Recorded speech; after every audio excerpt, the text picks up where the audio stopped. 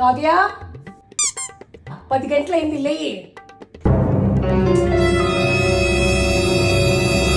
10 గంటలైంది కావ్య లేస్తావా లేవా మళ్ళీ నన్ను ఏం అడగకూడదు నేనైతే లేపించిండాను నా పని అయిపోయింది కావ్య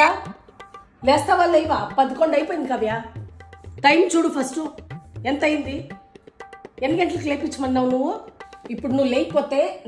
నీళ్ళు ఎత్తి వేసేస్తాను నీ పైన మర్యాదగా లేస్తావా లేవా కావ్య 5 గంటలకు లేపించమన్నావు కదా చూడు ఎంత అయింది టైం 11 అయింది ఇంకా కూడా లేలేను లేయి కావ్య లేదంటే మీ డాడీకి చెప్తాను ఇప్పుడు